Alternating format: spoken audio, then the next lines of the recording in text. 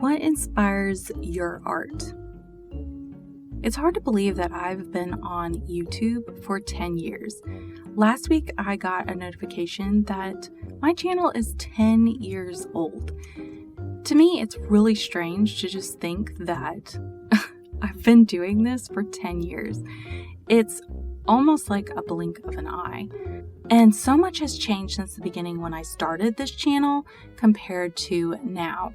So I thought for the next couple of weeks I would do just a little about me and kind of just update y'all on things that have changed in my life, or even things that maybe y'all don't know necessarily about me, even though I have put my life out there for 10 years. So the first question that I thought I would tackle is, what inspires my art?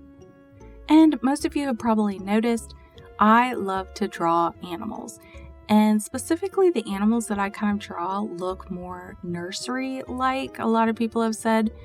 And this was honestly a really big struggle for me, especially when I found out we were going to have fertility issues. I tried to veer away from child illustrations and kind of go more into, illustrative, like realistic, but not super realistic, just more illustrative animals. But that never really appealed to me, even though I did it. But the stuff that really always resonated with me was the more childlike illustrations. But it was hard, honestly, drawing those because I just felt like a piece of me was broken inside because of fertility issues, and that drawing things that were for other people and their children, yet I couldn't have my own, was a huge struggle. And honestly, it sent me into pretty deep depression a lot of times because I felt like here I am, I'm drawing these cutesy illustrations that are meant for children, and yet I can't have any myself. So getting back to what actually inspires me. Funny enough, the thing that inspires me the most, I would say, is stuffed animals. I absolutely love going into children's stores and looking at the stuffed animals, specifically ones that have more of that classic kind of look to it. I would say like Winnie the Pooh classic. My illustrations have more of that kind of simplistic look, but then at the same time, they're very colorful. And I find myself a lot of times finding inspiration actually from my Beanie Baby collection. Yes, I am the person who collected Beanie Babies. And I have a lot. I have a whole trunk full of Beanie Babies. And I did not collect them because I thought they would honestly accrue money. It was nice to think that I was buying things that might be worth something someday. But to be perfectly honest, the ones that I collected were more of the animal variety, and I just absolutely loved them. I felt like I could just look at them and see them kind of coming to life. So one of the books that comes to mind as a child that I always was really fascinated with, but I hated the story, to be perfectly honest, was The Velveteen Rabbit. I love the idea of that bunny coming to life, which that's kind of how I feel about my animals. So you'll notice my animals when I draw them, they don't look really realistic. They look more like children's stuffed animal toys that are made to look like they are based off of real animals, but yet they still have this childlike simplicity to them. Those are the things that honestly really inspire my art.